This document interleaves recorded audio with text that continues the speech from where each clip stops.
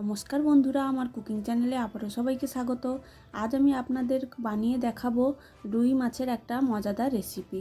যারা রুই মাছের ঝোল ঝাল খেয়ে বিরক্ত হয়ে গেছেন, একই পদ বারবার খেতে ভালো লাগে না, তারা এইভাবে একবার রুই মাছের কোপ্তাকারি বানিয়ে দেখুন। তারপর আমি এখানে পাত্রে কিছুটা জল বসিয়ে দিয়েছি। ওর মধ্যে রুই মাছের কয়েকটা পিস দিয়ে দেব, আর দিয়ে দেব একটা আলু গোল গোল করে কেটে রেখেছিলাম, আলুগুলোও দিয়ে দেব। একই সঙ্গে সেদ্ধ করে নেব।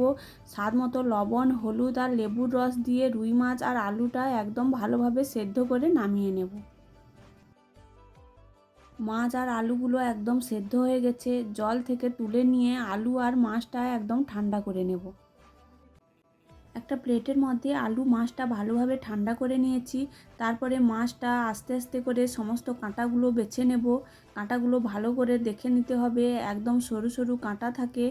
যখন কোপ্তা গড়ার সময় হাতে লাগতে পারে বা খাওয়ার সময় গলায়ও লাগতে পারে, তাই কাঁটাগুলো খুব ভালো করে বেছে নিতে হবে।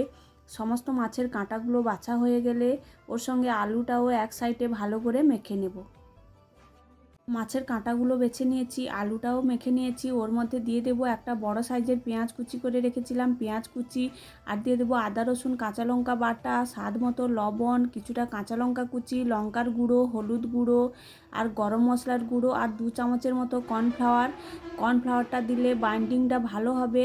কোপ্তা গড়ে ভাজার সময় ভেঙে যাবে না। আপনারা এর বদলে চালের গুঁড়ো বা বেসনও ব্যবহার করতে পারেন, তাতেও কোনো অসুবিধে নেই।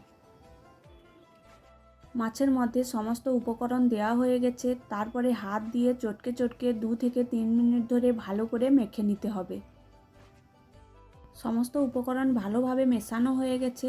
তারপরে হাত দিয়ে ছোট ছোট বলের আকারে আমি এখানে কোপ্তাগুলো গড়ে নেব। এইভাবে এক এক করে সব কোপ্তা আমি গড়ে নেব।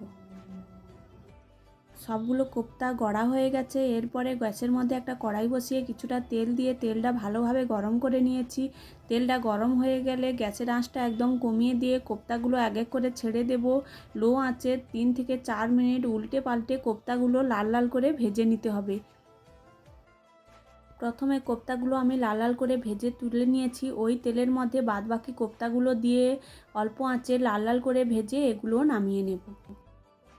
তারপরে কড়াইতে ওই তেলের মধ্যে দিয়ে দেব একটা তেজপাতা, একটা এলাচ, একটা লবঙ্গ, একটা দারচিনি, একটা শুকনো লঙ্কা আর কিছুটা গোটা জিরে ফোড়নে দিয়ে ফোড়নটা ভালোভাবে ভাজা হয়ে গেলে একটা পেঁয়াজ কুচি করে রেখেছিলাম, পেঁয়াজ কুচিটা দিয়ে 1 মিনিটের মতো পেঁয়াজ কুচিটা ভেজে নিয়ে ওর মধ্যে দিয়ে দেব একটা পেঁয়াজের বাটা।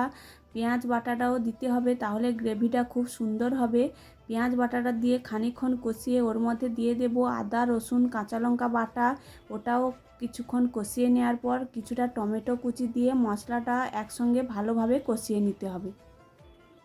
পেঁয়াজ আদা রসুন আর টমেটো ভালোভাবে কষানো হয়ে গেলে ওর মধ্যে দিয়ে দেব হলুদ গুঁড়ো, লঙ্কার গুঁড়ো আর কিছুটা ধনের গুঁড়ো দিয়ে আরও 1 মিনিটের মতো কষিয়ে নিয়ে কিছুটা উষ্ণ গরম জল দিয়ে মশলাগুলো ভালো করে কষিয়ে নিতে হবে যতক্ষণ না পর্যন্ত মশলা থেকে তেল ছেড়ে আসে। মশলাটা ভালোভাবে কষানো হয়ে গেছে। ওর মধ্যে দিয়ে দেবো স্বাদ মতো লবণ, অল্প একটু চিনি দিয়ে লবণ আর চিনিটা মশলার সঙ্গে ভালোভাবে মিশিয়ে নিয়ে ওর মধ্যে দিয়ে দেবো উষ্ণ গরম জল। জলটা দিয়ে ঝোলটা ফুটে এলে আগে থেকে যে কোপ্তাগুলো ভেজে রেখেছিলাম ওগুলো দিয়ে 1 মিনিটের মতো ফুটিয়ে নিতে হবে। বেশি ফোটালে হবে না, কোপ্তাগুলো নরম হয়ে একদম ভেঙে যাবে। 1 মিনিটের মতো ফুটিয়ে নিয়েছি। নামানোর আগে কিছুটা গুঁড়ো গরম মশলা ছড়িয়ে নামিয়ে নেব। একটু ঝোল ঝোল রেখে নামাতে হবে, কোপ্তাগুলো একদম ঝোল টেনে নেবে। নামানোর পর একদম শুকনো শুকনো হয়ে যাবে। নামিয়ে নিলেই একদম রেডি হয়ে যাবে রুই মাছের কোপ্তা কারি। গরম গরম ধোঁয়া ওঠা ভাত আর এই রকম রুই মাছের কোপ্তা কারি থাকলে আর কোনো পদেরই দরকার হবে না। যারা রুই মাছের একই পদ খেয়ে বিরক্ত হয়ে গেছেন তারা এইভাবে একবার বাড়িতে বানিয়ে দেখবেন। ভিডিওটি ভালো লাগলে আমার চ্যানেলটি সাবস্ক্রাইব করে দেবেন।